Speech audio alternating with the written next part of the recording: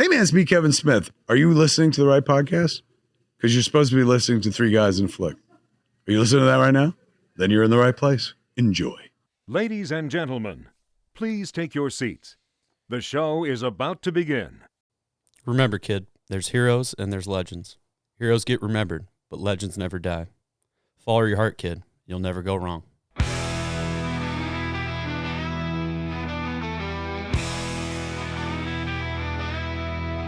Three guys and a flick with Don, Ken, and John. Dive into the movies well after the dawn. From the good to the bad to the wildly absurd. They give a fuck about films. Their voices are heard. Welcome back. You are listening to Three Guys in a Flick. This is where we review the good, the bad, and the absurd. Tonight's episode, The Sandlot. Beware spoilers. Coming to you from, well, The Sandlot, my name is Don. And to my right, we have the comic book guy, John. How you doing? I'm good. How are you? I'm ready to go play throw. Of course you are. You were just waiting for that. And to my left, we have the professor, Ken. Hello, everybody. Joining us tonight is a longtime listener and fan. This is Angus. Hey, is that your sister out there in left field, naked? Think she'd go out with me? Tonight we are talking about The Sandlot. The Sandlot comes to us via the Bronco helmet and was submitted to us by Angus. And so I have to ask the question, Angus, why The Sandlot? Yeah, I guess just because I grew up playing baseball and grew up watching this movie. But it's simply, this movie is everything I'm not and everything I am. Shout out to Kanye. Did you just shout out Kanye? Absolutely. Angus was gracious enough to join us for the podcast. My son Keenan, who was on the podcast, kept asking me over and over again, have you talked to Angus? Have you talked to Angus? And so thank you for coming on to the show. Thanks for having me. Yeah, we hope you have a good time. The first time you approached Angus about coming on the show and doing it, what was his response? He was like, oh, no, man, I can't do it. And it was actually at Keenan's bachelor party. He pulls me aside. And do you remember what we talked about? I believe we talked about the Batman. Absolutely. And there you go. Released on April 7th, 1993, The Sandlot was directed by David Mikey Evans. Screenplay by David Mikey Evans and Robert Gunter. And it stars Tom Geary, Mike Vitar, Patrick Renna, Chauncey Lepardi, Marty York, Brandon Adams, Grant Gelt, Shane Obedinsky, Victor DeMattia, Dennis Leary, Karen Allen, Darth Vader, and a bunch of other neighborhood kids. How'd this movie do, Don? This movie was made for $7 million and brought in $34 million. It's not too bad. Silly question, but I'm going to ask it anyway. John, had you seen The Sandlot? I had not seen this movie. And as soon as I said silly question, I thought to myself, why would John see this movie? But hang on. I'll come back to you. Professor, obviously. Yeah, a bunch of times. Yeah. And, of course, you love it, right? Oh, yeah. Yeah. You put it in the helmet. Countless. How about you, Don? Yes, many times.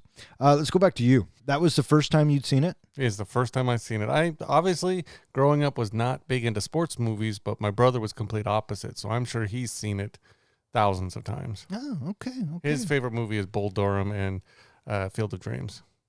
Both Kevin Costner vehicles and both very respectable. On a side note, I think the listeners know my feelings on baseball. And I think everybody at this table knows my feelings on baseball, so I'm not going to get into it. Well, that's why I was a little shocked that you picked this movie, but you did it because of your love for Angus. Well, yeah. Well, Angus submitted it, and he wanted to come on the show, and here he is. So of course I picked it. Half the reason I submitted it is because I know Don's feelings about baseball. Oh, see, this kid gets me. All right, He gets me. And it's funny that you say that because Bull Durham is actually my favorite baseball movie. And I would say that The Sandlot is probably like my third. So. You have another one you like? Fever Pitch. All right. With Fallon and Barrymore. Yeah. Uh-huh. Yeah. Do you have a favorite sports movie overall? I was thinking about that on my drive home, And the first thing that popped into my mind was Remember the Titans. What about you, Professor? Probably Bull Durham. That's solid choice. Solid choice. Angus? I would say, Sandlot's in my top 3. I think Hoosiers is up there. Yeah? Yeah, Hoosiers or Friday Night Lights would be another one. Friday Night Lights is good, but my biggest problem with Friday Night Lights is they don't fucking win. Yeah, it's tough. And it's a real part of life, right? I mean, come on. Yeah. But I like a happy ending. Therefore, Remember the Titans. You're a Hall of Famer in my book, Coach. What's yours? Well, of course, mine. I would have to say the original Bad News Bears. Oh, that's a good choice. Oh, nice. Yeah, good one. So David Mikey Evans directs this thing, and he's also the narrator of this thing. Would you guys think of him as the narrator? I loved him. Did you? Yeah, he sounded great. Oh, took me out of it. Mainly because the guy who plays him, or the guy who plays older Scotty, Arliss Harris, I've seen him in a bunch of stuff, and I know what his voice sounds like, and it didn't match what was going on, so it completely took me out of it. But I don't know. I didn't like it. What'd you think? Well, I guess the original plan was to have Robin Williams do it, but he was unable for whatever reason. I don't know. To me, when I first heard his voice and I first heard him narrating, I got Wonder Years vibes. Oh, sure. I could see that. What about you? I thought it was great. I would have liked Robin Williams as well. He might have been doing Flubber at the time. Flubber. But no, I thought it fit. Yeah. Okay. Right on. Are you guys familiar with any of the director's other work? I had to look it up because I had not heard of him before. So no, you have not. Well, when I looked at the list, now I'm familiar with some of his stuff, but I wouldn't have known he had directed him. Yeah. What about you? No, he's somebody who's unknown to me. What about you? Nothing? All right. What did he direct there, guy? He did Sandlot, First Kid, which I had heard of. Classic Sinbad Yeah. vehicle. My Teacher, My Friend, Sounds like a porn. Beethoven's Third, Yep, saw that one. And fourth. Beethoven's Fourth, National Lampoon's Barely Legal. So I think it's funny he goes from doing like kids movies to all of a sudden a National Lampoon's movie. My Teacher, My Friend 2, Wilder Days, The Sandlot 2, The Final Season, Ace Ventura Jr. Pet Detective, Tranced, Glastonbury, Isle of Light, and Smitty. But he's probably most well known for Radio Flyer. Oh, I didn't know he did Radio Flyer. I don't think I've ever seen Radio Flyer. Saw it once, VHS, long time ago. Yeah. Was it a spin-off of Ace Ventura that he did? Yeah, it was Junior when they brought in the kid to play him. It was supposed to be like Ace Ventura's kid. I don't think I ever saw that. Or was it? You don't need to. Okay, I didn't think so. It had a kid that looked like Chunk from Goonies? Goonies. Yeah. Oh, yeah. Looked kind of like him. Oh, right. Sloth love Chunk. Right. This movie has a bunch of unknown actors. What did you guys think of the kids? Well, originally they wanted like 8 and 9-year-olds, but then they figured it would be too difficult to find kids who could actually act the parts. So then they went with the older kids. I think they're like 12 and 13. I thought they did okay. I mean, for what you would expect to get out of kids that age, it just felt okay to me. Were you looking for fucking Gone with the Wind? No, I was looking for like maybe Stand By Me kind of acting, or like one or two kids to really just stand out. And I did think that Smalls was okay. I thought the guy who played Benny was really good. I liked him. Yeah. And then I don't know, was his name Spectacles or what was his name? Squints. Squints. Palidorus. He kind of stood out a bit, but other than that, nobody else really kind of stood out to me. Huh. What about you there, guy? Oh, I like the kids. I thought they were great. I thought that it was a nice wide swath of kids, you know, having a tall kid, having, a chunkier kid. And I thought that they were a lot of fun to watch. And the dialogue that they had, the smack talk that went back and forth all the time, delightful. Ham and his narration, you know, not his narration, but, you know, just his mouth, just the way he talks to other people is just so damn funny. Yeah, I agree. I think that the Scotty Smalls, I thought that he was a great awkward kid that was entirely unsure of himself, and so it was fun to watch him on his journey. Yeah, I agree. Yeah, I think it's a great cast of characters. to echo their points, I thought Benny was really good. He kind of plays that charismatic leader that every sports movie needs. Yep, he's our hero. Yep, he's our hero. But my favorite is got to be Ham Porter. Just the constant shit talk. He kind of steps up as he's almost like the number 2. Oh yeah, he was just hilarious. So yeah, I enjoyed him as well. I have expected the way that they kind of had Benny, the character he was playing, and he was almost like the perfect kid, that we were going to get one of those kind of Stand By Me type endings where, Benny got drafted into the war and got killed and never came home. Just some tragic ending for Benny like that he never got to play baseball. All right, so hang on. Let me back this up for 2 seconds. You thought at the end of this fun adventure summer tale of being a kid, tree houses, contraptions, all of that would end in tragedy? Possibly, yeah. Oh wow! What back has to the real world done to you, my friend? Kicked me in the balls Oh my too many God! times. This movie couldn't have ended any better. Mm-hmm. You need to spend some time and watch My Girl. That's what you should watch. Oh, I have seen that movie. Oh, we're gonna punish this guy, aren't we? Yeah. That's a kick in the sack. Yeah. You know who they underused, I think, in this movie? Oh, please enlighten me. Dennis Leary. I'm actually a fan of Dennis Leary, especially his comedy. And if you ever are interested in seeing one of his best comedy, one of the best stand-up comedy routines out there is No Cure for Cancer by Dennis Leary. He even wrote a book on it, and it's just fantastic. But they gave him, like 2 or 3 lines in the whole movie? Yeah, he was a typical 1962 dad. Yeah. To the part of the hair, to his wonderful instructions on how to play catch. How to play throw. Watch the ball. Just watch the ball. Don't do anything else. Just watch the ball. Right. I thought he nailed it as what it was. Well, they couldn't. And I think anything more would have just been a little bit too much because the movie was about the kids, and you know what I mean. But I mean, they could have used any other actor for that role. But You bring in why, someone Dennis? like- Dennis Leary knocks it out of the park. I don't know. I think just anybody could have knocked it out of the park. Dennis Leary plays such a great sarcastic character. I just felt they underused him. Yeah, But that's not what the story needed. You needed somebody who was intimidating to Scotty. And that intimidation came across in spades. This guy wants Gone with the Wind. I fucking love it, sir. you got to watch out for that curve. There's a good Is it- porn name. Yeah, well, there you go. My favorite is when he comes in and takes a block of meat, He the just slab of slaps it meat, on and his- just throws it on his Yeah. head. So 1962, Dad. So such a good job.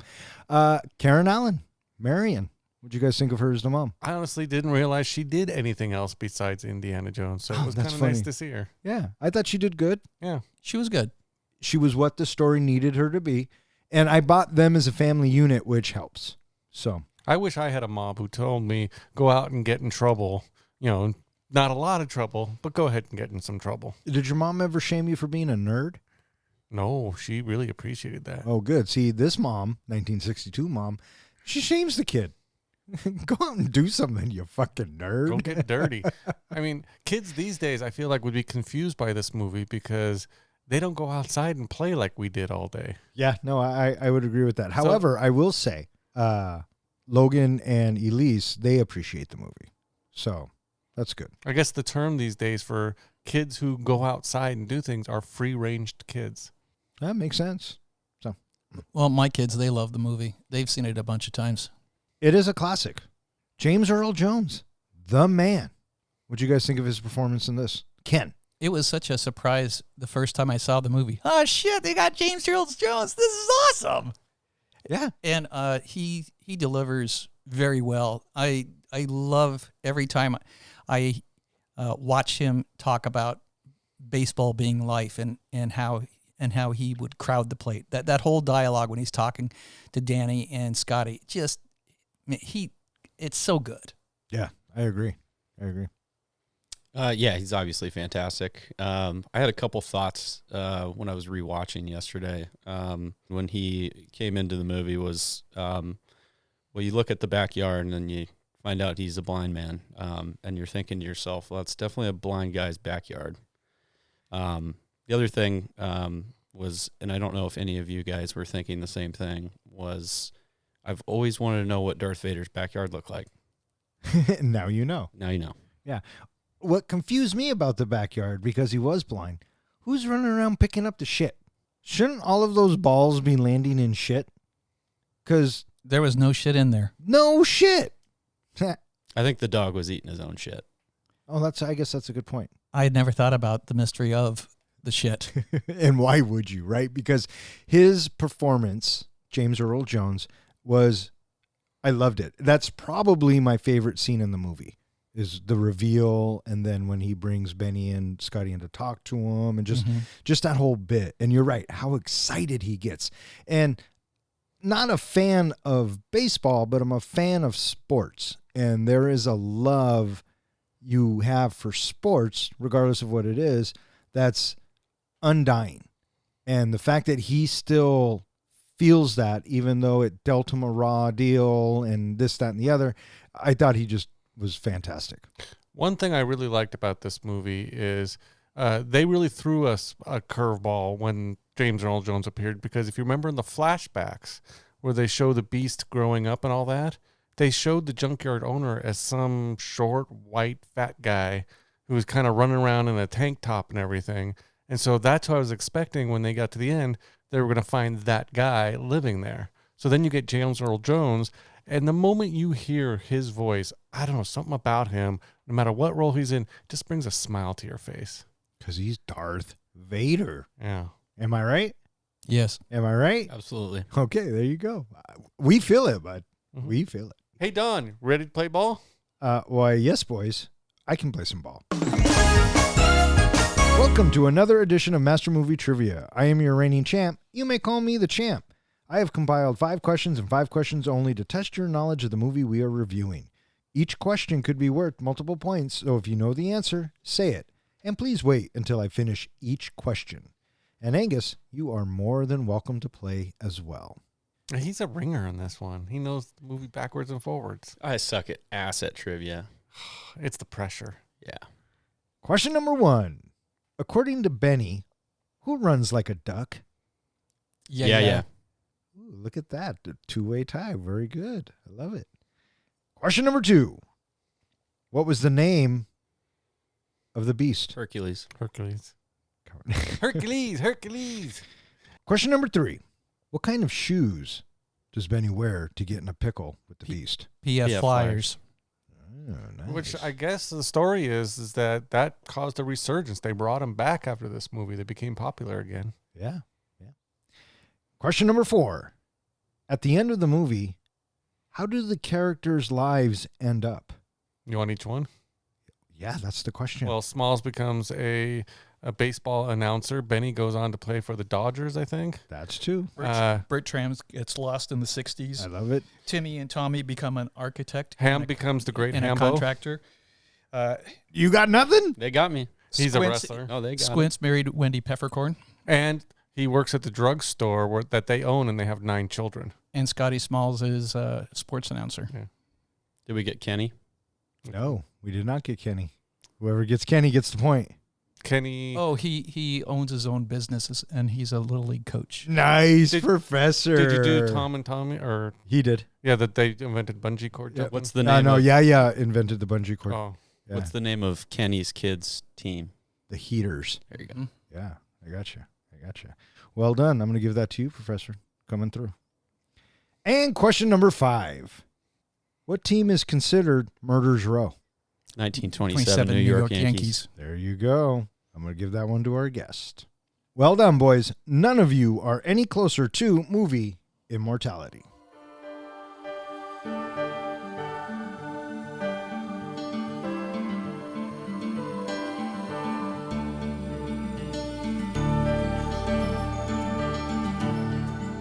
In the late spring of 1962, 5th grader Scott Smalls moves to the San Fernando Valley right outside Los Angeles with his widowed mother and recent stepfather, Bill. As school ends and summer begins, Smalls' mother encourages him to make friends, and he tries to join a group of boys who play baseball daily at the neighborhood Sandlot.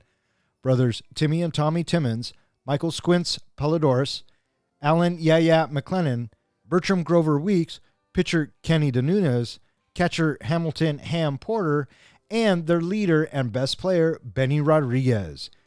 Everybody but Benny laughs at Smalls' lack of ability, and in an attempt to play catch with his stepdad Bill, injures Smalls and leaves him with a black eye. Nevertheless, Benny invites him onto the team and helps him improve his skills and earns the boys' respect. So this movie opens up with yet another narration. I mean, that should be a trivia question. What do you guys think of the opening of this movie? I thought it worked well. You know, it tells us that we're going to go back in time to one fateful summer that he says is the best summer of his life. It gave me Stand By Me vibes. It gave me kind of TV movie vibes. It kind of felt like just about every kids movie came out, that year or around that time. Yeah, I thought it was great. You see Smalls kind of as the loner with no friends. I think Benny does a great job of kind of picking him up and playing that hero role. Yeah. And you see it right away. Yeah. And so after their narration, we meet Scott at this age, I guess, or whatever, and we go back in time. And you're right, it did give me Stand By Me vibes, but that's okay because I love Stand By Me. Mm-hmm. So those were good vibes. And we meet Mom and stepdad Bill. I like how he refers to him sometimes as Dad. I mean, Bill, I mean, Dad. He does it.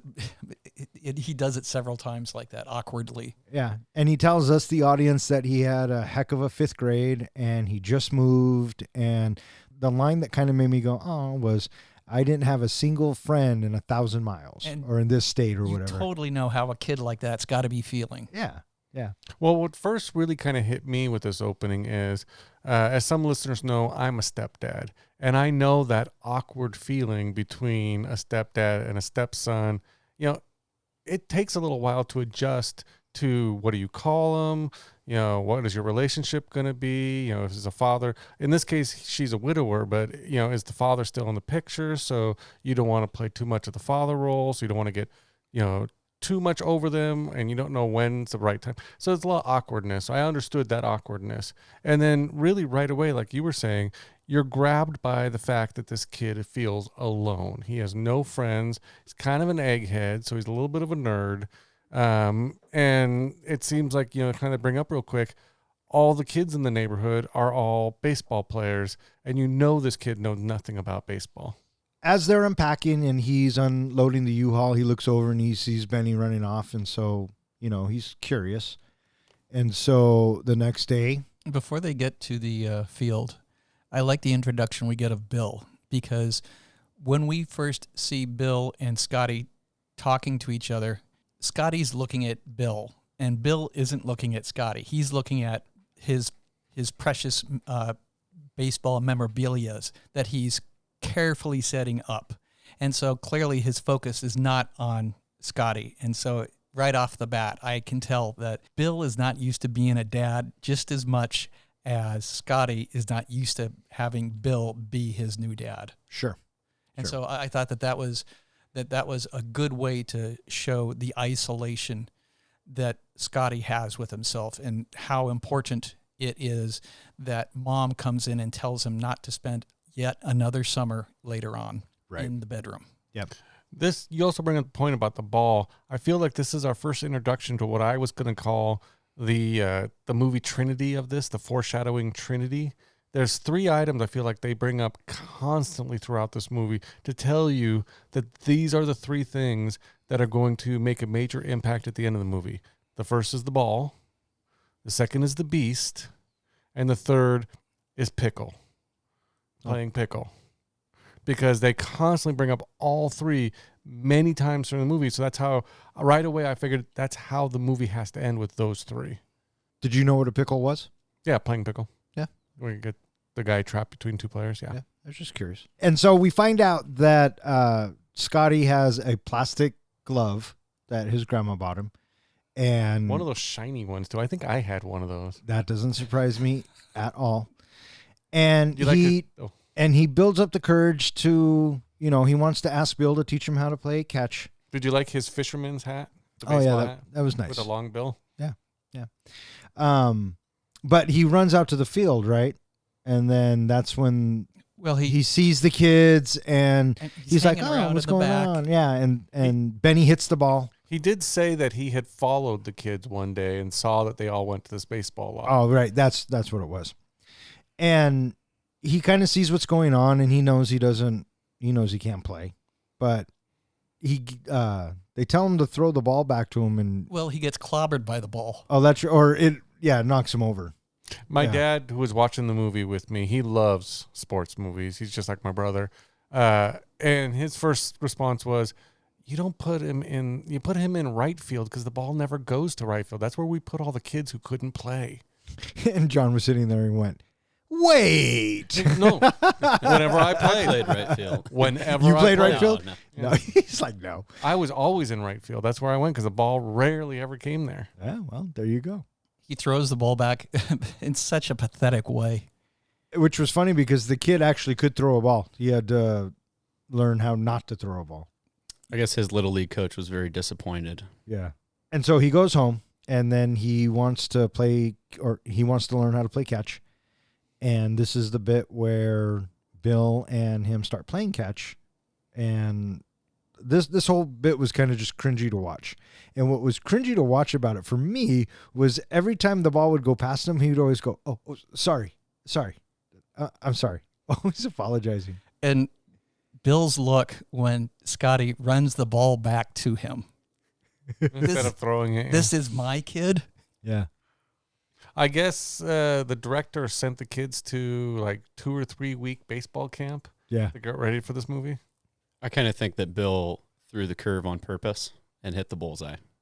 Well, yeah, He didn't wanted want to go back to work. Yeah, he didn't want to play no more. No. And he was pissed that the mom guilted him into doing it in the first place.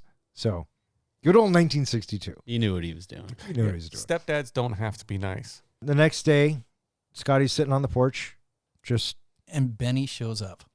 God bless Benny. Right? He The was fucking man. he was a good kid. Yeah, he really was. And probably one of my favorite characters in this movie. Why But- wouldn't he be? Yeah. He's so good. He comes up and he says, "Hey, man, what are you doing? Let's go play some ball." And Smalls is just making up excuses, right? My mitt's broke. I can't. Here, you can use my mitt. And yes, the Jet has a fucking backup.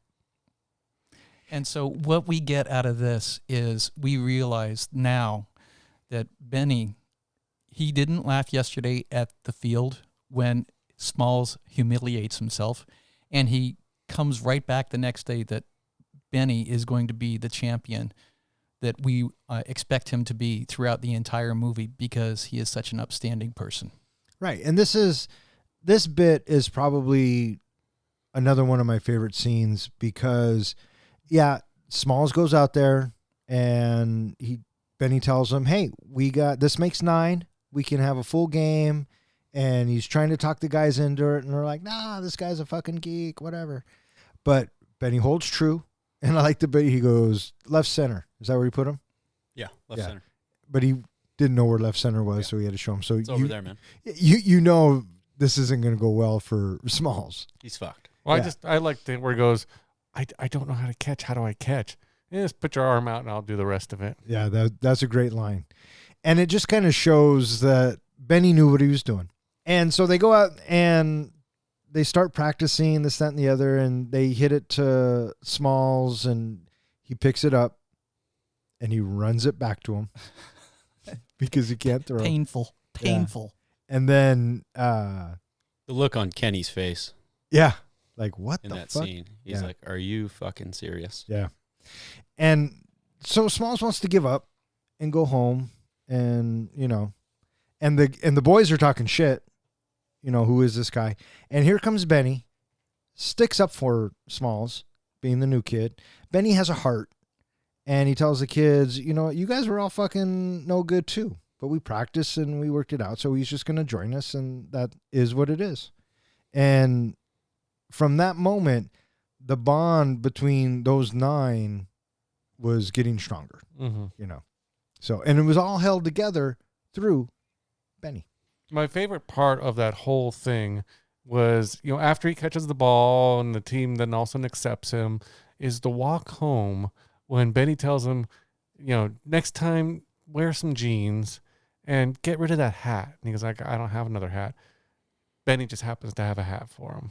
Yeah, well, Benny was the man. And that to me actually moved me a bit for him to give him that hat. Oh, I expected in the very end when you knew that they were going to do a grown-up adult scene, I thought he would be wearing that hat at the end. Oh. And, it was a good, satisfying day because, he catches that ball and then he throws the ball to second the way that he's supposed to. And everybody instantly, all right, yeah, he's okay. He can play. Yeah. I thought it was a piece of good acting, the scene you just described. He asked if he has a fireplace. Burn it. And he goes, yeah, looks to his left and right. Yeah, throw that in there, man. Yeah. The only thing I wish we would have gotten to see, and it might have just added too much time to the movie, is him learning to hit the ball. Because I think that could have been comedy gold to see some of that experience. During these times, we do get little sprinkles of the beast growling and the fence shaking a little bit. So, Right behind Smalls, yeah. So we're beginning to realize that there is a growing story there that's going to be revealing itself sometime later. Yes.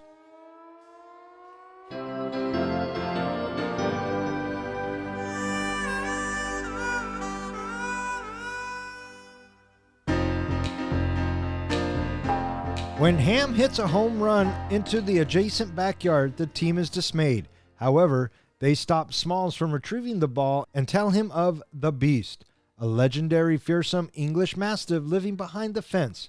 According to Squints, in 1942, Mr. Myrtle, the owner of the property, bought a young dog, and it grew increasingly big and vicious until Mr. Myrtle received a summons to keep the beast chained up.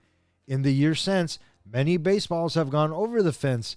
All have been claimed by the Beast. I love the list that we have Scotty putting together about things that he needs to learn about, things that he needs to know about. And number one on the list is the Great Bambino. Right. And we do get a little sprinkling of that earlier on when Smalls is introduced to the group and they're talking. And then who's the Great Bambino? The Sultan of SWAT. They're all giving him shit about it, Yep. and he does what any kid would do and go, oh yeah, him. Yeah, I thought you said the Great Bambi. Yeah. A wimpy deer. That's right. And so Ham hits the fucking homer, and They're all pissed off because they can't play anymore. they're like, oh, it's only 12 o'clock, blah, blah, blah. And Smalls, he starts climbing the fence. And they're like, stop! And Smalls is like, why? I'll fucking go get it. I don't give a fuck. And all in unison, The The Beast. Beast. And then he's like, who the fuck is the Beast? Camp out. I thought it was interesting. I don't know, it kind of bothered me a little. That here's this kid playing against the fence, for the whole movie so far, and he's been hearing the growling and kind of seeing the shadow of this dog. And, you think looking through that huge hole that was in the fence, he'd be able to see what was going on in there. He would already know that there's this big, huge dog in there. Yeah, well, he's 11 or 12 years old. Who knows? I don't know what to tell you. What did you guys think of the whole campout scene in the tree fort? we get our first "You're killing me, Smalls" when Ham offers the s'mores. Some of the best dialogue and writing of this entire flick. I felt like a little bit of who's on first because Kind of, yeah. You want a s'more? S'more of what? I haven't had anything yet, so how could I ask more if I haven't had anything yet? Right. You're killing me, Smalls.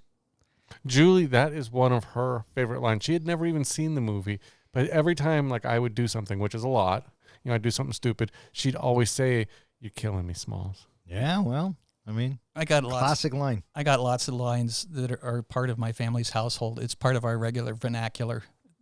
Little tidbits from this movie. Sure. "You're killing me, Smalls." To students, I will always say, "forever."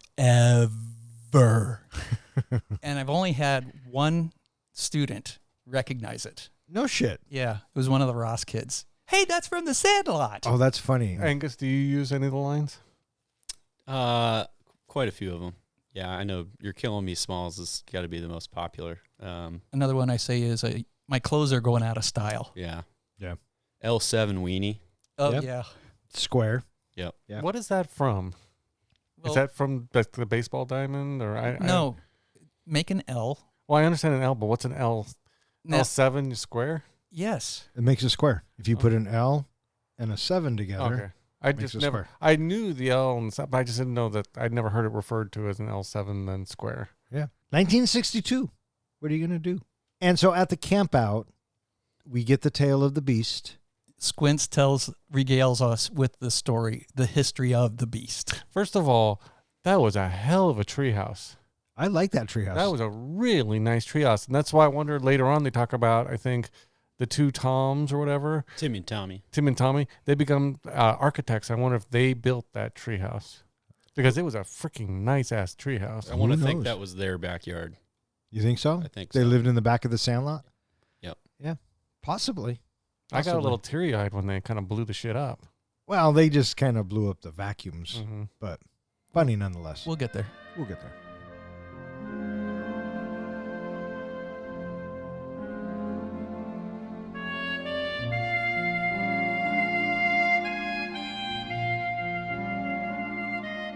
One particular hot day, the team opts to go swimming at the neighborhood pool in lieu of baseball. While there, Squint fakes drowning to receive mouth-to-mouth resuscitation from lifeguard Wendy Peppercorn, with whom he has had a crush. He kisses her, and she kicks the boys out, but as they leave, Wendy waves at Squints with a warm smile. The team plays a 4th of July night game by the lights of the fireworks, and Smalls observes that, to Benny, baseball was life. They later play against a snooty rival Little League team and win. They later celebrate at a fair with the combination of chewing tobacco attained by Bertram and riding the Trabant, causing Ham to vomit on himself. So, We get a scene where Squints and they come out of the store, and we are introduced to Wendy Peppercorn, and she's doing the slow motion walk to her. yeah. And clearly, somebody's Twitter-pated. Well, I think all of them are, but we're definitely focused on Squints. Well, I love how Squints is like, okay, everybody stop. And he just stares. Yeah. Even has a moment, and then he comes back down to earth. So back at the Sandlot, they're like, man, we've been waiting forever. And I love what says. He says, Squints was pervin a dish. Yeah. Yeah. And it's super hot, right? It's too hot to play. And they're all begging Benny, come on, let's not play. Let's go swimming. I love how he says, okay, but you all have to raise your hands and admit that you wear your mama's bra and sometimes something like that. And they're all like, okay. And they all raise their hands. Well, yeah, they were trying to get out of there. Then he says, let's put it to a vote. Anybody who wants to be a Can't Hack It, panty waist, who wears their mama's bra, raise your hand. And in unison, all the hands go up. Right. And then there's another unanimous decision. I believe the line is pool honeys. Yep. Well, they wanted to go scam on the pool honeys. Which leads us to, I find this scene funny and Which one where Ham comes out and is strutting his stuff? in the front of whole them? bit from the time they get to the pool to the time they leave the pool. I think it's heartwarming and I don't know. I think it's charming. Your daughter being a lifeguard, how does she feel about that scene? Does she look at that scene differently at all? Probably Well- haven't talked about it since she's become a lifeguard. Yeah, no. So I'd have to ask her. Yeah, if some kid perved on her like that, Well, if he was like 9 years old, would you have thrown him back in the pool and drowned him? no. She's 18. She can handle herself. Okay. She'd whoop some ass. I don't know, having all those kids in the pool, and we are looking at Wendy Peppercorn, and the sensuous clarinet music is playing. I'm thinking, I wouldn't want to get out of the pool now. All right. Well, I just love how Squints kept saying over and over again, all she does is smile and oil herself. Lotioning and oiling. Lotioning and oiling. Oiling, lotioning. Over and over again. It's just like, wow. And then she just kind of gives us that smile every so often. And what was funny about this scene, and I noticed it when I first watched the movie, but I just recently found out, it was fucking freezing. Mm-hmm. It was like 50 degrees and the water was cold. And when Squints gets out to get on the diving board and takes off his glasses, you can see his teeth chattering. Yeah, you can. Yeah. Lips And- a little but- blue. But it looks like he's scared and nervous. So, paid off. See, this is where it's moments like this in the movie where I think the internal dialogue really works. I think it helps the story be richer. And one day it became too much for Michael Squints Palladorius, right? And that's where he gets up and he decides he's going to do something. Yeah. That the internal dialogue makes these moments richer. I like how they were saying, I don't know if they're saying to each other, but he's going to the deep end and he doesn't know how to swim. Right.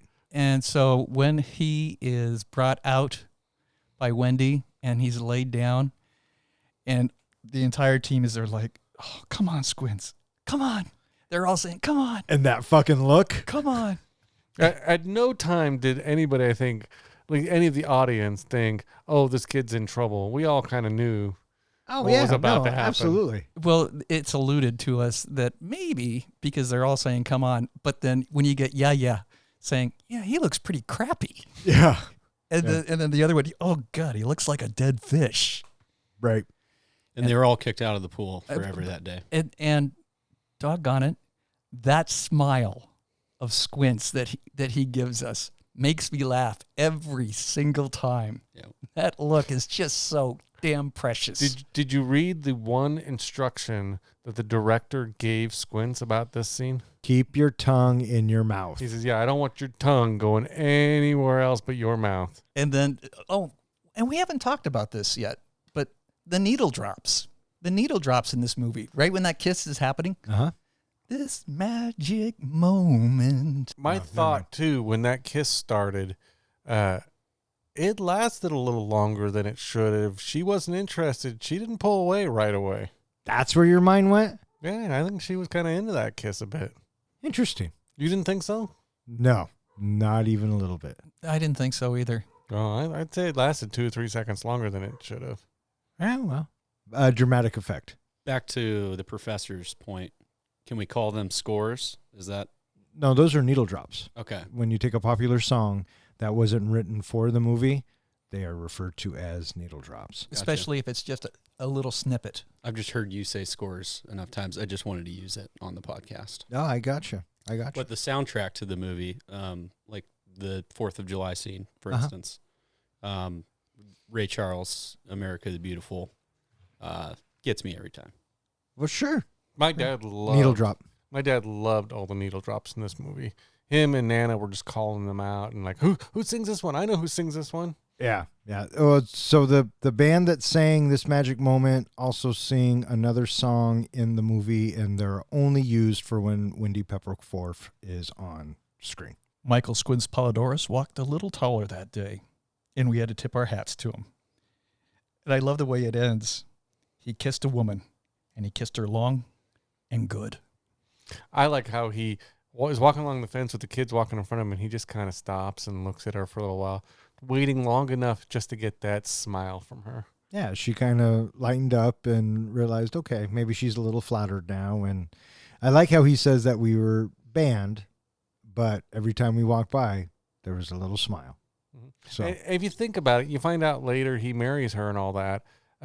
That's a great story to tell your 9 kids of how you and mom kind of first kissed. yeah, I tricked her into it. Yeah. That's a great story. But he'd always had a thing for her. Well, that doesn't make it any less trickier. Yeah. Squints had Riz. Yeah, well, now it is the 4th of July, and I like this scene because I like the bit where they play baseball at night and everything's lit up by the fireworks. Mm-hmm. I just think that's really cool. Having the neighborhood out there, and I always think it's curious. Why is maybe mom's inside because she came in to get something, because he yells into the house, whereas the entire neighborhood is out on the street. Oh, yeah, maybe. So maybe that's what it is. She went in to get more of something. Sure. Watching Ham go through grabbing pieces of food. Well, I think it's funny is that, some of them kind of want to stay at the food area, and nope, Benny's like, let's go. It's time to go. We've got a night game, man. This happens once a year because, the Sandlot doesn't have any lights, so they can't play at night, and baseball is life for Benny, at least. Yeah, I think that's when you realize it too. But yeah, Professor brought up a good point. I don't know why I find it so funny that when they're gathering the troops and they're all running to the Sandlot, and Ham is just stuffing his face with just crushing hot dogs, or he's grabbing cake, and he's getting his pregame meal on. I love how he runs backwards to get some of the frosting. Oh, yeah. Yeah. That whole good stuff. thing made me hungry. Oh, yeah. Yeah. Well, hot dogs, man. Mm-hmm. Come on. And I got to say that, having the kids be in awe of the fireworks, I certainly remember that myself when I was 10, 12 years old. Seeing a big fireworks show was definitely awe-inspiring. It still is. Yeah. Even at this age, I think. So, Mhm.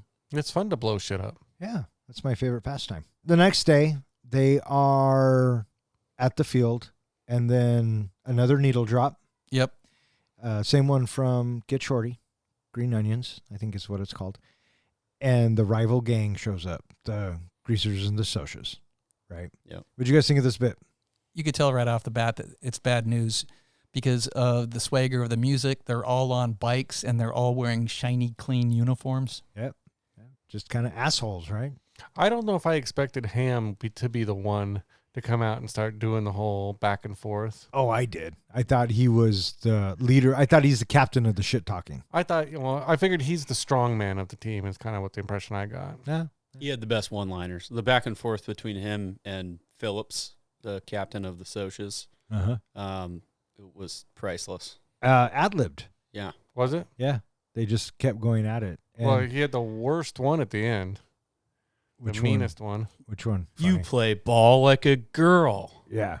So they decided they're going to settle it on the field. It's on. But our field is what that dickhead says, right? Because we don't want to play on this crappy field. Right.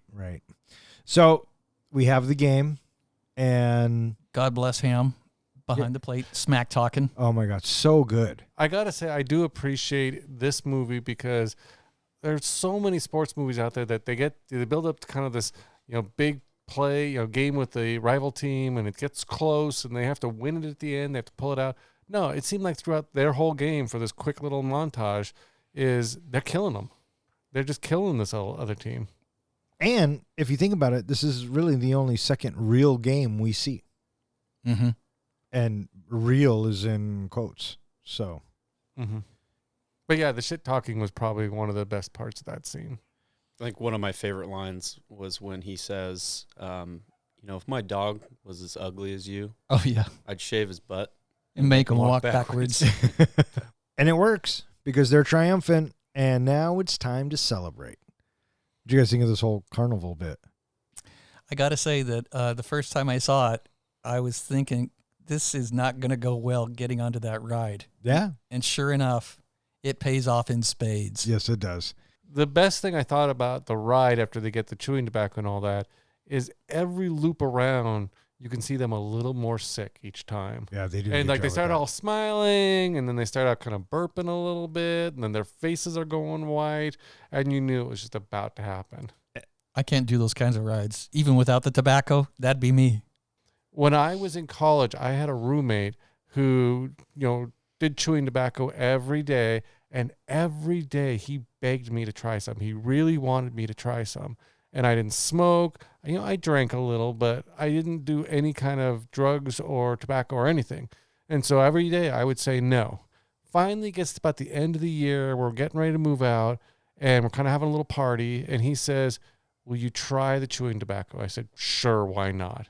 He got so excited. He scooped out a chunk of it, and he put it in my lip and everything. And I have never felt more sick in my life. That thing burned like hell behind my lip. I don't know if it was Red Man or whatever it was, but I will never do that again. Wait, can we go back to the part where he scooped it out and put it in your lip? Yeah, he actually put it in my lip. I bet he did, buddy. Yeah, I bet he did. We get Smalls. What's chaw? You don't know what you're killing me, Smalls. Another one. Big Chief, the best. It's Bertram who brings it, right? Yeah. And who, ironically enough, ends up getting lost in the 60s. Yeah. So What I liked, there was that Gateway one, drug. as they're going around, all of them are kind of throwing up, and one of them throws up on himself. You hear one of them throw up, but you never really see what happened, except you hear a girl kind of scream. And when she comes running up at the end. And when you see them all coming out, and what's his name's covered in puke. They're all covered. You can see her in the background covered in puke. Yeah. The tobacco was what? Licorice and bacon? Bacon bits or beef jerky. Yeah. The next scene we get, Bill is leaving town for like a week. He's headed off to Chicago. And so Scotty's the man of the house now. Right. And Bill kind of makes it a point to tell him that. And, you're the man of the house. Yeah, and Scotty felt like that was a big promotion almost. He kind of was excited about it. Yeah, absolutely.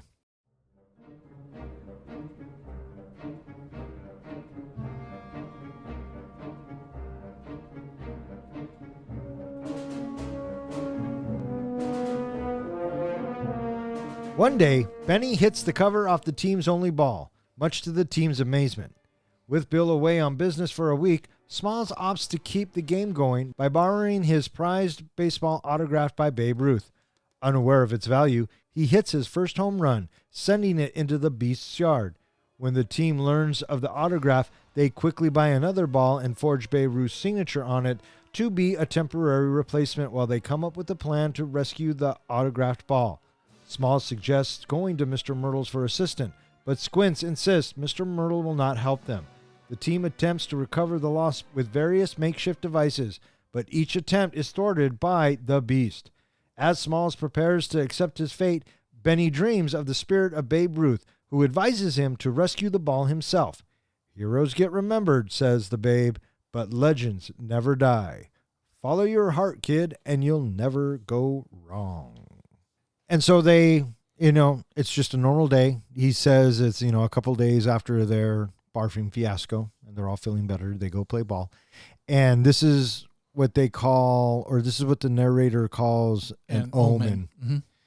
And they pitch the ball, and Benny literally smacks the skin off of the baseball. What do you guys think of this whole bit? I thought it was fun because they are in such reverence and awe of what has taken place in what is clearly a very rare thing in baseball. Didn't they say he was like the third guy ever in the world to do it?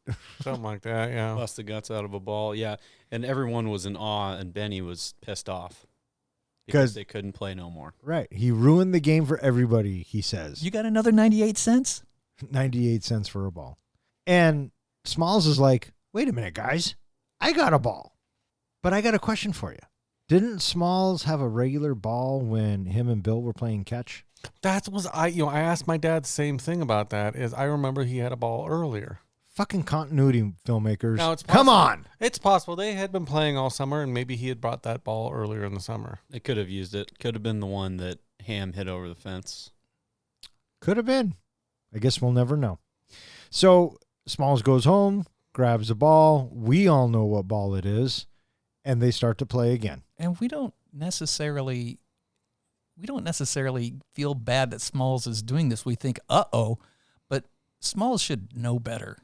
The reverence that ball is sitting in that trophy room. I agree. He should know better. But on the flip side of that coin is he wants to fit in so bad with these guys. Yes. And he uses poor judgment. And he's right there. He's right there with all of them. So was there any question where that ball was going? No. This is a kid's sports movie. This was all played out for us. So there should have been no suspense. The biggest twist of this film was James Earl Jones opening that door. But we'll get there. But keep in mind that Smalls didn't really even understand the significance of that ball. Of course. Not even a little bit. He didn't know who Babe Ruth was. He thought it was some woman that signed the ball. I really appreciated the anxiety and the pleading that Smalls has when he's telling the guys that he needs to get the ball back. Oh, and also I loved Ham. You're supposed to turn. You're supposed to turn. Because he thinks he's supposed to be rounding the bases. Yeah. Yeah. Third base is that way. Yeah. But Smalls is tripping.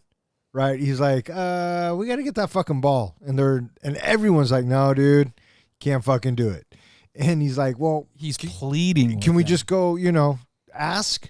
And Squints, nah, man, he's not gonna give you nothing. And then finally, they're like, what's the big fucking deal? And Smalls is like, well, I stole the ball from my dad's trophy room, and now they have to get this ball back, or it's his ass.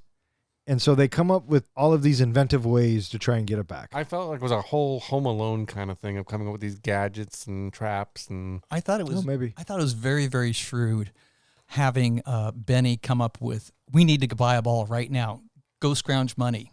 I thought that was very savvy. Go collect bottles. Yeah, because we just got to temporarily put something there. That way his mom doesn't notice that it's gone. I thought it was kind of a nice callback to earlier on. The mom makes a reference, are you going to go ahead and just play with your Erector set all summer long? And here, he's bringing out the Erector set, and he's playing with the Erector set to try to get the ball back. Yeah, he's got to. Yeah, so there's the first thing that they try is they try the stick. putting the stick through the fence. And then that comes back all chewed up. And then after that, then they try a pot that's, that they can turn over and pull the ball back. And the dog crushes that. And then after that, it's the vacuum cleaners. And they try all of these extensions onto the vacuum cleaners. I thought that one was the funniest.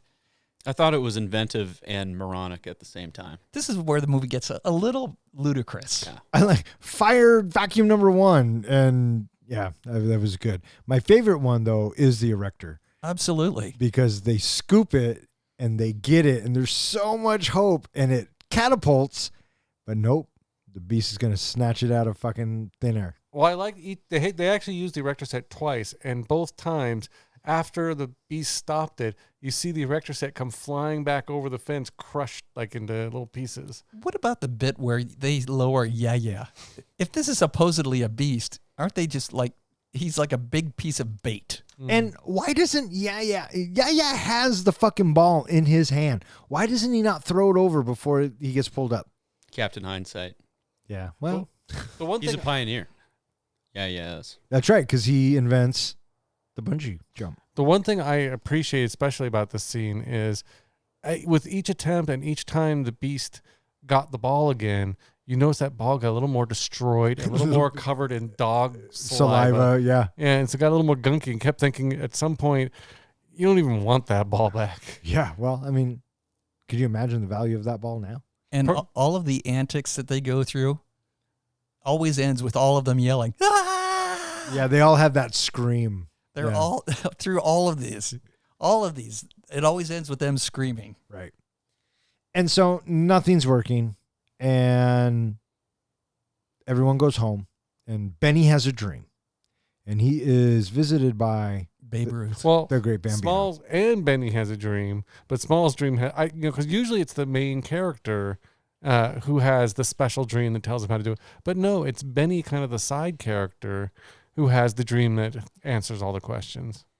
I don't know if I would call Benny a side character. Well, I though. would say That's usually just be the me. narrator, the one who, the story is about, kind of thing. Well, but it makes sense that Benny's the athlete. Mm-hmm. And so if Babe Ruth was going to visit anybody, it would have been fucking Benny. Yeah. It seems like Smalls is hyping Benny up the entire movie. Right. To make him the hero What did you think of this dream sequence with Babe Ruth? I thought it was funny. I thought it was cute. The guy Babe Ruth comes out, and Benny's got this problem, but my favorite bit about this dream sequence is when Babe Ruth looks down and sees Henry Aaron's. Hank Aaron, and he says, "I don't know why, but can I have this?" And it's because, do you know why? because he ended up beating his home run record. Yeah, Hank Aaron ends up beating Babe Ruth's home run record. Hammer and Hank. What do you guys think of this bit? I thought it was good. It gave Benny clarity of thought. I like how the ghost comes in. At first, he kind of has that 1930s look to him, and he slowly comes into color. And then as he's leaving, he goes back into that 1930s look. Yeah. I thought that was a clever way to the cinematography with that. Yeah.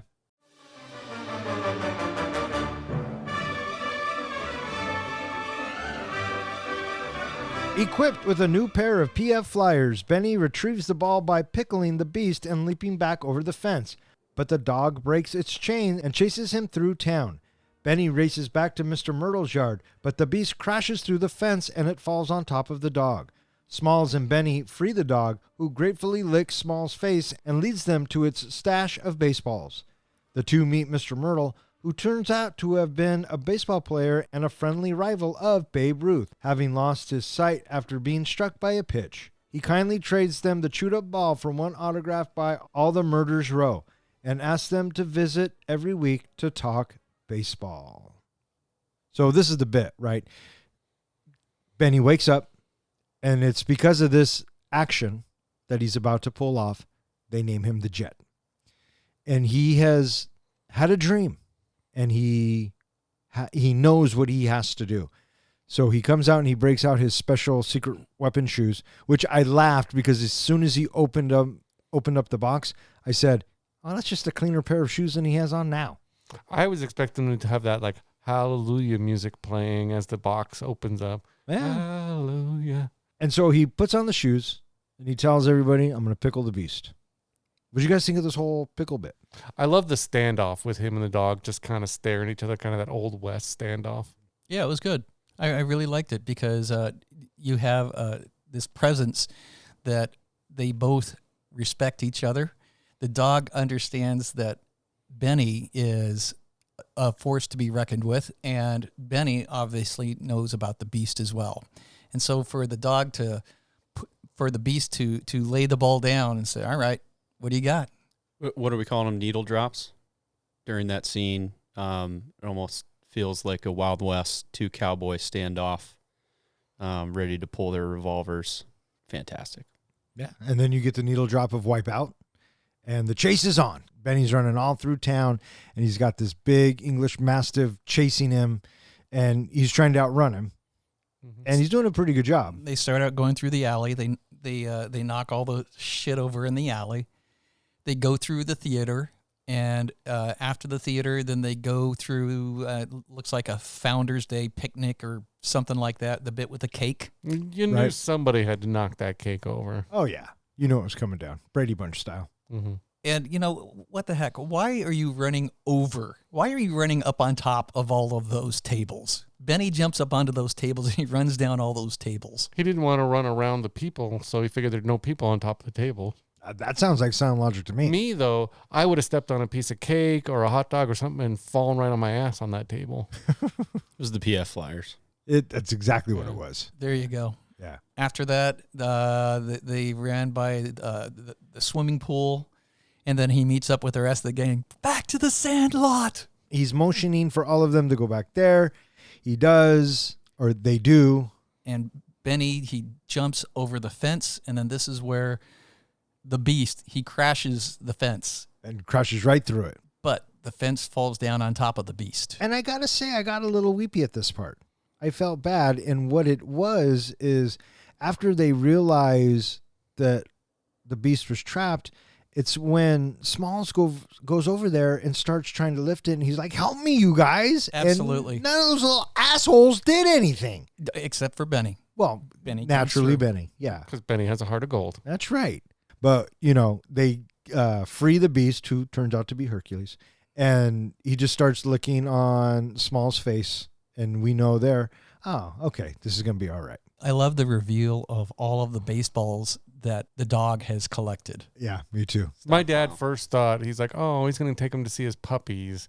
Went, oh, no, I bet you that's going to be the baseballs. Yeah, yeah. And then Benny and Smalls go up to the door. And this is where we meet Mr. Myrtle, the great James Earl Jones. If your fence had knocked over, don't you think you might have heard it? Maybe, maybe not. Well, he starts off with, so you're the kids who've been making all that racket. Yeah, yeah. I got a kind of a different question for you. After all of this is said and done, how come those little fuckers didn't help put the fence back up? Well, that was my thought is, do you just not tell him? Because he wouldn't know the fence fell down. Okay, fucked up right there. All right, good job. But yeah. So they go inside and... Isn't it weird that it's only Benny and Smalls that go inside and the rest of them stay outside? Well, they're all still chicken shit. That's what I was about to say. No, they didn't even fucking help lift the fence, so fuck those guys. I think in just going back to, can we talk about how Squints was just full of shit the entire time? And I know they were harping on him at the end when he said, "Why?" Rightfully so. Why didn't you just come over and ask? I would have got it for you. Yeah. Yeah. They all look at Squints. Ah. But I think he went on with that narrative and just kind of blew up their imagination for Mr. Myrtle and the Beast. Oh, yeah. To the point where, they were still. Yeah, they all shitting trusted their what pants. Squints had to say. And All I know is when that fence came down on that dog, for 1 second I thought, this is about to get a 0 if it's a puppy snuff film. And you also thought that Benny the Jet was going to die of some horrible cancer at the end of the film, too. So No, he's going to be shot in the army. Oh, that's right. That doesn't surprise me. But at least his name wasn't Lou Gehrig or anything. Whoa, guy. Shots fired. Yeah. I was going to say, though, Nam was right around the corner, wasn't it? 62? Yeah, we get started there in 65. So that would have been. Yeah, these two would know. Yeah, thanks. Then he got drafted, but it was by a different team. It was by the Dodgers. That's a good one. We kind of already talked about this scene, but like I said, this is probably my favorite scene, is this reveal of James Earl Jones' character and just how it all kind of wraps up. I love the bit where, they walk in and he says, "You're in trouble, aren't you, son?" You can just feel it. And then Smalls tells him the story about Babe Ruth, and he goes, "Oh, George?" Well, I just like how he said, "Oh, you're dead." That too. You're not in trouble. You're dead where you stand. Yeah. He's got that blind man's intuition. Yes. He was almost a good of hitter as I was. I love that line too. So, So I love that deal he made at the end of, you can have the ball, but you got to come back. yeah. My thought is that not only is he going to tell him where he got the ball from, but here's our neighbor just happens to be a guy who played with Babe Ruth. To me, that would be a big thing. That's where I kind of was, right? If you're Bill, you're like, wait, he played with Babe Ruth? Yeah, I'd push the kid out of the way and go to the house. I just wanted to see Bill collecting all different things from his trophy room, going over to get it signed by this guy. Or he would just take things from Mr. Myrtle's because he can't see.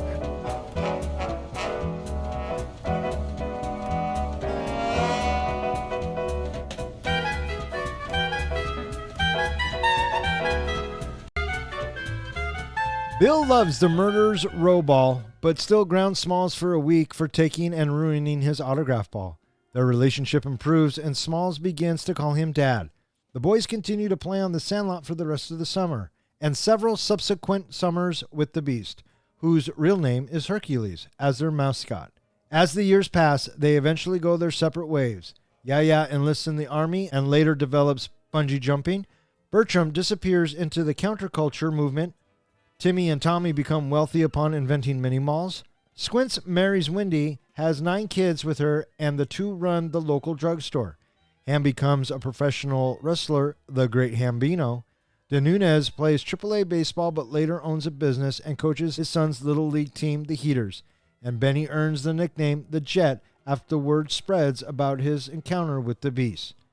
As an adult, Smalls becomes a sports commentator and remains friends with Benny, now a player for the Los Angeles Dodgers. Performing the play-by-play for the Dodgers game, Smalls cheers Benny on as he steals home to win the game, and they give each other the same thumbs-up sign they have shared since childhood. In Smalls' dugout, he owns and keeps on display the chewed-up Babe Ruth autograph ball, the Murderer's Row ball, the forged Babe Ruth ball, some of Bill's pictures of Babe Ruth, and a large picture of the Sandlot Kids from 1962. Roll credits. The one thing about Bill, getting over the fact that, he stole the ball, still being a little angry, still grounding him and everything, I don't know if it would have happened that way because, like, with Joey and me, I've told him if he touches any of my shit, he's out. So Has he ever touched any of your shit? No. Never. No, he's not allowed to. He's never touched any of your shit. Well, when I've watched him and allowed him to do it, yes. But if he wants to fire up a lightsaber or grab a sword, I need to be there. Of course you do. And so Smalls is grounded for a while, but they continue to play baseball for the summer, and we get a narration about how things progress over the next several years. Right. Well, the interesting thing is, didn't they say in the beginning Smalls was either coming from or going to 5th or 6th grade? He had finished 5th grade. He had finished 5th grade, so he's going to 6th grade, and they played together all the way through junior high, so that's a lot of years for them. Sure. And then we get the summary of what we, the audience, learn about each one of the players on the Sandlot, and then it ends with Benny, which brings us back to present day. Did you know the actor who played older Benny is younger Benny's actual brother? Yeah, it's his older brother. Yeah. Which is funny, too. If you go look at the actor who played Benny and what he looks like today, he looks like his older brother. Well, that's weird because they're brothers. I know. Yeah. Isn't that crazy? Huh. Yeah. I believe Mike is a firefighter in Los Angeles. Mm-hmm. Oh, yeah? Yeah. Was he Benny Jr. or Benny Sr.? Junior. Well, most of the cast, they didn't of the Sandlot group. Most of them didn't do much acting. Really, De Nunez and Benny, they go on to Mighty Ducks 2. That's right. But then, not a lot of those kids were in onesie twosies type of thing.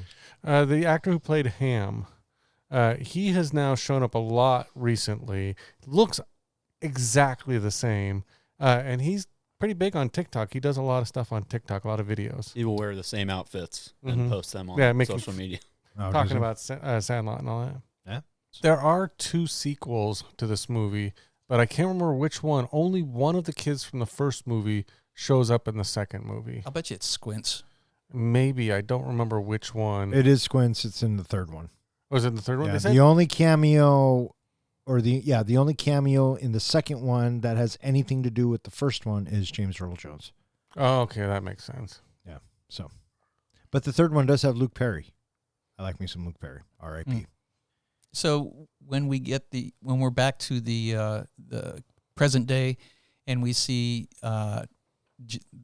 Benny in action on the field, I thought that was a nice way to end it. Sure. Did you see the number Benny had on his uniform? 3. Yep. He had 3, which was Babe Ruth's number. Yep. And then we see Smalls' kind of booth where he's doing the commentary, and we see probably millions of dollars worth of memorabilia just hanging out there. Did you catch his hat? Yeah. I for sure thought he would be wearing the hat that Benny gave him, but no, he went back to the fishing hat that he was supposed to burn. Because that's who he was, right? Mm. And then the camera pans up, and we get the picture of the boys. And I guess my question is, why is it in color? It was taken in 1962. Did they have colored cameras back then? I think they might have, because I've looked at some of my parents' older pictures, and some of them are in color. All right, let me rephrase my question. It would have been kind of a... Why does the picture look like it was taken in 1992? Yeah. So, I think you're looking for plot flaws when there are none. Oh, he... oh, the biggest, Angus, the biggest plot flaw in this motherfucker is baseball. Okay, that you are not going to convince me on. You want to... That's just like your opinion, man. You want to know... Hey, and opinions are like assholes. Everyone has them, and everyone's stinks. You want to know what the biggest flaw in this movie is? Oh, please enlighten us. When they go into Mr. Myrtle's house, and he's got the lights on. Why would he need the lights on? Whoa, dude, why do you keep picking on the blind people? Look, you have our guest shaking his head. Like, what the fuck is coming out of your mouth there? I love it. And that was The Sandlot. Welcome to a new segment we like to call Face the wheel.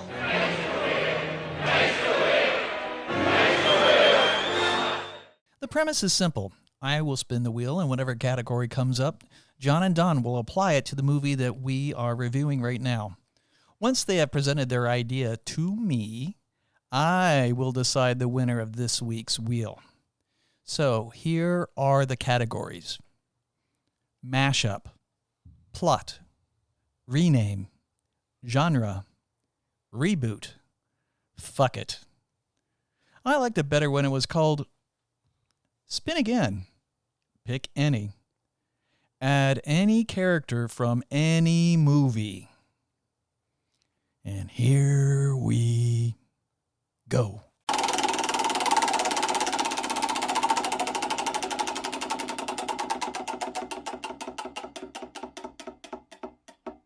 What's the category? Mashup. That's the one I wanted. All right. The premise is simple. Mash up a movie with The Sandlot. You got one? I do. I think you did on a previous podcast. Do you have to change the genre or? No, you just mash up the two movies. Okay. And the second movie doesn't have to be one we've reviewed. It can be any movie ever. Okay. So, I thought it would have been kind of funny, specifically during the scenes where they're trying to fetch the ball over the fence with all of their equipment, to mash this movie up with Honey, I Shrunk the Kids. Just adds another layer of shit to their plate, because not only are they trying to get a very valuable piece of memorabilia back, they're also ant-sized. So there's my mashup. I like that. That's good. Honey, Who Shrunk the Sandlot? Yeah, maybe. You got one? I got one. Do you want to go next? No, you can go next.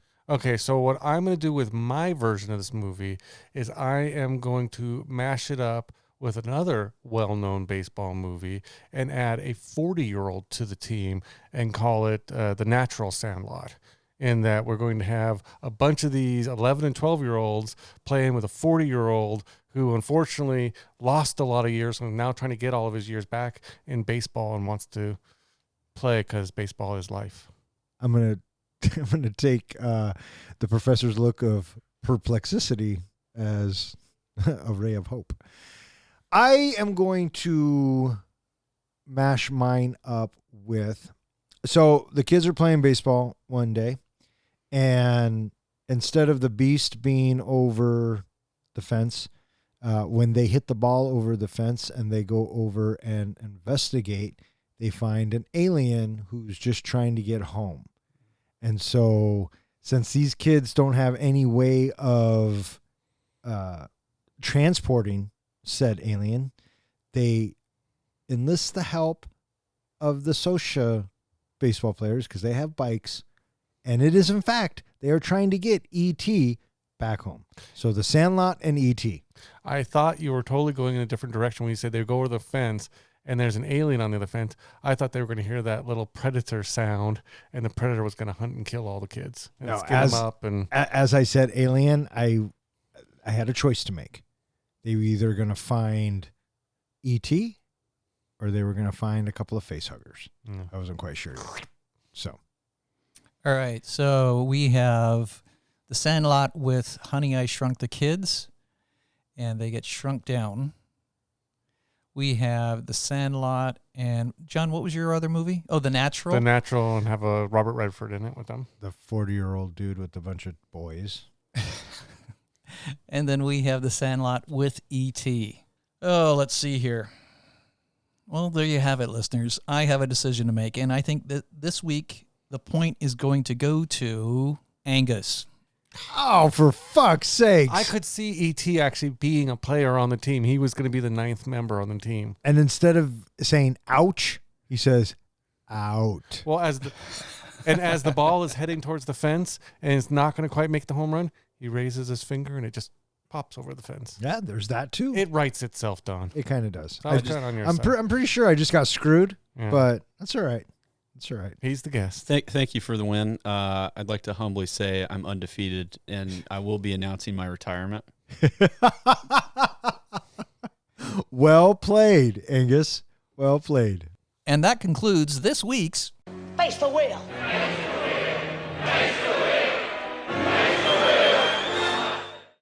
All right. What do you guys think? You guys ready to rate this flick? You know, I'm ready to rate this flick. Angus, are you ready to rate this flick?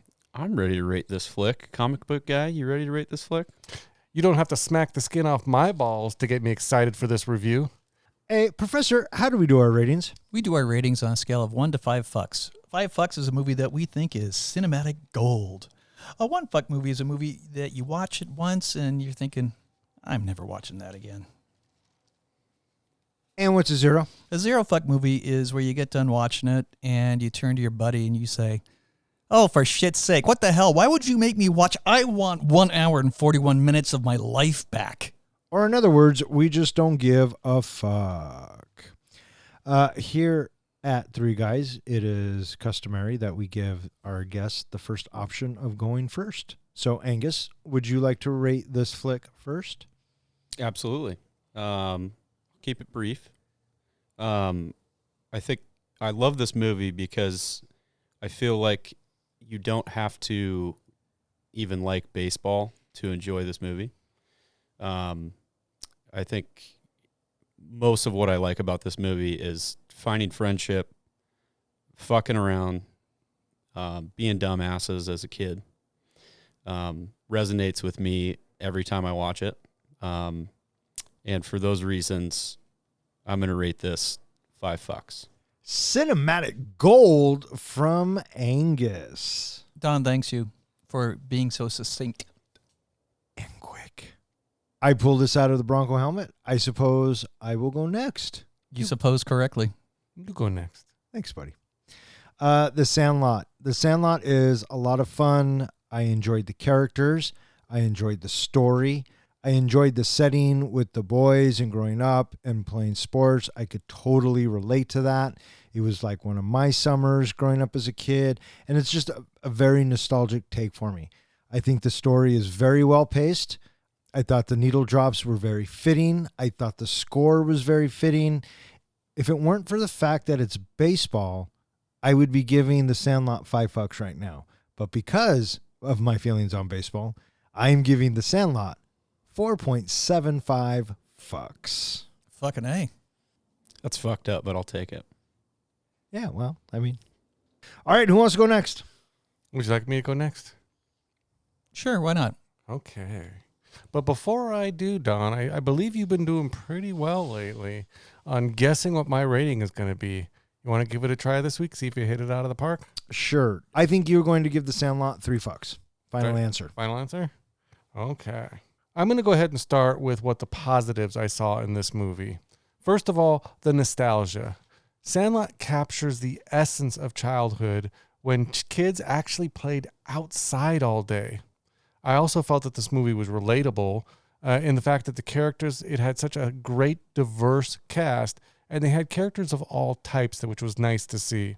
It's a heartwarming storyline, lots of humor, and it's very family friendly.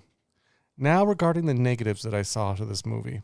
The plot is pretty predictable. It basically screams, the dog will get the Babe Ruth ball and hijinks will ensue. It's got very simplistic conflicts. The kids seem to go above and beyond what it actually would take to solve the problem. For example, like was suggested, just go to the neighbor and ask for the ball back. Or, try to coax a dog with a treat or something. There was seemed like a lot of simpler ideas they could have tried. There was also a little bit of a lack of substance to the movie. A lot of this movie to me felt like a plot of a TV series more than an actual movie. And it really had strong Wonder Year vibes. I even had to go look up when Wonder Years was kind of popular to see which came first, this movie or Wonder Years. And Wonder Years actually came out in 1988. So I feel like they may have taken especially a lot of the narrator ideas from Wonder Years. The Sandlot is, as I said, a nostalgic tribute to the carefree summers of childhood before computers, cell phones, and the internet. The film's authentic setting and heartwarming story are bolstered by the strong performances from the young cast. The chemistry of the cast infuses the movie with genuine charm and humor. However, this movie is not without drawbacks. The plot, while endearing, follows a predictable trajectory and relies heavily on familiar coming-of-age tropes. There's pacing issues in the middle sections that may cause some viewers to lose interest. Additionally, the characters, though lovable, can be somewhat one-dimensional, and the women in this movie are also widely portrayed as, gee, they look pretty, and not much anything else in this movie. While the nostalgic depiction of the 1960s is appealing, it prevents an overly idealized version of the era, glossing over its complexities. The exaggerated portrayal of the beast and other elements sometimes border on more cartoonish than anything else. But then again, that's also part of the charm of this movie. It's an adult telling a story from his childhood, so of course he won't get all the facts right and definitely exaggerate some of the details. Despite these criticisms, The Sandlot remains a beloved classic thanks to its timeless themes of friendship and adventure, capturing the magic of childhood in a way that continues to resonate with audiences. It's for those reasons I'm giving Sandlot 3.5 fucks. Oh, fuck off. I threw up the 5 at the end. 3.5. Yeah, I know. You're pretty good at that, though, I will say. Yeah. That's what makes these ones kind of a kick to the balls. About halfway through the podcast, I changed it from a 3 to 3.5. Oh, well, there you go. So you were reading In the range. But he is my Tyler Durden, I've decided. I like how, your opinion of the movie went up the more we talked about it because you could see things that you didn't see going into it. You talked That surprised me. I was lowballing it. Yeah. So, all right, I guess you're up there, guy. Yeah, I suppose you're right. The Sandlot is a movie that I have watched many times with my family, and it is associated with summers at the beach, and it's an easy watch for all of us to sit down and do together. It's a very fond movie for me. The characters, all of the kids, Squints, Ham, Yeah, all of them. I love all the kids. They're great, and the banter that they have with each other, and the back and forth, and all of the hijinks that we see these kids, talk up when they talk about the beast, when they talk about how great or how bad somebody is so much fun to watch. And I really, really dig the needle drops in this movie because they're on point. 9 out of 10 of those needle drops, I go, oh, that's awesome. It just hits that point just right. Having Scotty being the awkward kid that we see him settling in is also better with the sub-story of him and Bill and the fact that they do eventually grow closer together. It was a delight to have James Earl Jones in the movie at the end. His character, like I said, I love his delivery, how he talks about how much he loves baseball. The movie overall doesn't feel long at all. It moves along at a good pace, and despite the hijinks that you get when they're trying to retrieve the ball, it gets a little outrageous when we get the vacuum cleaner scene. But other than that, I enjoyed the rest of all of their shenanigans that they tried coming up with to get the ball. Each one of these characters is so much fun to watch because they remind me of kids that I knew of in elementary school, and I think that they just show a real bond with each other, and it comes across on screen in the story as well as in their faces when they're talking to each other. I think that this movie is a fun watch for any family that wants to sit down and watch a bunch of kids being goofy with each other. I'm giving this movie 4 solid fucks. 4 solid fucks from the professor, 3.5 fucks from the comic book guy, 4.75 fucks from yours truly, and cinematic gold from our guest Angus. But with the 3 guys average, that will give the Sandlot an average of 4.1 fucks, which now puts it in the 11th spot, tied with Jumanji, Welcome to the Jungle, Big Fish, and Spider-Man No Way Home. It is slightly better than V for Vendetta, Dodgeball, Zombieland, The Thing, Edge of Tomorrow, Clerks 2, and The Batman.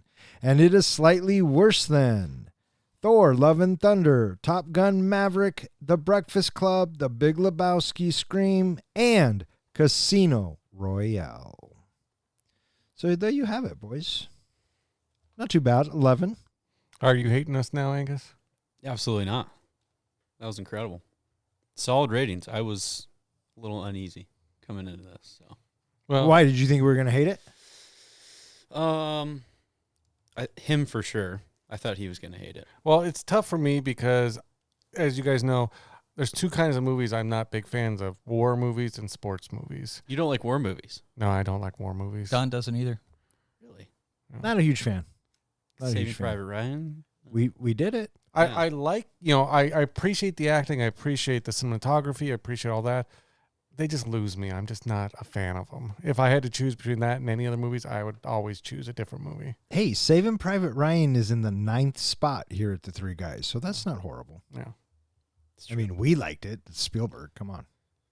I could see why you hate him if it was like a Pearl Harbor. Mm-hmm. All right, that is going to wrap it up for this episode of 3 Guys in a Flick. If you would like to know which movie we are going to be reviewing next, please check out our website. Speaking of which, hey, John, where can they find us? Fuck if I know. All right, that's good. I just want to thank Angus for coming out and hanging out with us. Did you have a good time? Absolutely. Thanks for having me, guys. Yeah, no problem. Would Yeah. you do it again? Absolutely. All right, Yeah. excellent. 100%. You got another movie in mind yet? Waiting for the Batman 2 to come out. Oh, you got a couple years out, but we will definitely Yeah. put you in for that one. You guys haven't done Django, have you? Not yet. It's in there though. I think you put it might in have. there. So yeah. We- I might have. Went on a bender one night. And I also want to thank anyone who listens and who has requested a movie. If you keep listening, we'll keep recording. For Three Guys in a Flick, I'm Don. I'm John. I'm Ken. And I'm Angus, aka the Great Hambino. Three guys with some mics, yeah, dive into the flicks. We're here for the real talk, no time for the tricks. Don as the captain, steering us right. Kid drops now is shedding light. John with the comics, bringing the hype. From the good, the bad, to the absurd, we break it down, make sure you heard. Passion for the screen, we ride or die about movies. You know, we always give a fuck, no lie. Into the podcast, what's at the mood? Three guys and a flick. Angus is thinking, you know what? Can I have those so I can just listen to them when I drive home and shit? People who are listening would probably say, are they doing fucking Stand By Me again? Wait, have we done Stand By Me? Yes. Yeah, Okay. You sure? that was a good one. Oh. Why are you looking at me like that? Of course, we did stand. I'm by. getting old, bud. Or have him just cut out all the good shit to keep it down on I'm time. good either way. Don't get me involved in your petty bullshit. Coward. It's your fucking show, man. What'd you think of that? I think in that moment, it made me think of the podcast. Smalls kind of reminded me of Frodo, and Benny as Aragorn lifting the fence. There's a great lead into precious moments for this week. I know. Look What at happened to Precious Moments? Well, we can get into that later. What happened to Precious Moments? I'm pretty sure you're the one that said you didn't like it. No, Oh. I just disagree with that's the certain reason? ones. Oh, Yeah, wow. that's after I came back from the bachelor party. Yeah, that's what it was. Yeah, that's We'll why get we- into it later. That's why We'll we do it ended. later. Yeah, okay. Going back to what you said earlier, I appreciated Precious Moments, so don't blame me for killing it. But it's your fault. And did you notice that for all the time we had precious moments, we fucking never did Lord of the Rings? Ask a quick question. No. All right, guys. What? You just did. Yeah, that's true. Can So I ask there you go. another? This is that time. I think it's that time. What do you got, Ken? Nothing. Nothing. What about you? Let me Well- guess. You have two. Should we go to our guest first? Would you like to share what porn names you have come up with? I didn't want to slander the great classic film, The Sandlot. So instead, I came up with some porn names for the podcast.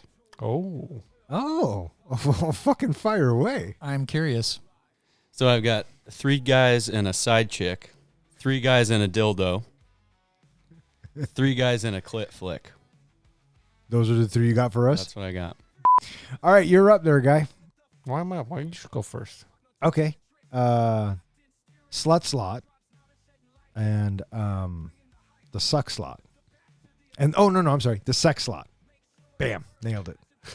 I actually have 3, Of course you do. and they do get better as you go. In fact, We will be the judge of that, but please go ahead. so the first one I thought of was what you already said, which was the sex lot. Then I came up with the sandy clit. And then I thought, why didn't I think of this before? Twat. The sand twat. Or the sandy twat. It works miracles. You could say, Wait. Did Sandy's you just twat. say it works miracles? yes. I feel like just to put yourself back in 5th grade, you know, getting money for baseball or Pokemon cards, or I guess in your guys' circumstance, it was comic books. Yeah, comic books. Yeah, Didn't right? everybody steal it Yeah. out of their mother's purse? All right. May all of your days and nights be filled with happiness. All right. Fuck off. Good night. The suck slot. And oh no, I'm sorry. The sex slot. Bam, nailed it. I actually have 3, Of course you do. and they do get better as you go. In fact, We will be the judge of that, but please go ahead. so the first one I thought of was what you already said, which was the sex lot. Then I came up with the sandy clit. And then I thought, why didn't I think of this before? Twat. The sand twat. Or the sandy twat. It works miracles. You could say, Wait. Did you Sandy's just twat. say it works miracles? yes. I feel like just to put yourself back in 5th grade, you know, getting money for baseball or Pokemon cards, or I guess in your guys' circumstance, it was Comic books? Yeah, comic books. Yeah. Didn't right? everybody steal it Yeah. out of their mother's purse? All right. May all of your days and nights be filled with happiness. All right. Fuck off. Good night. Guys in a flick, keep the passion alive.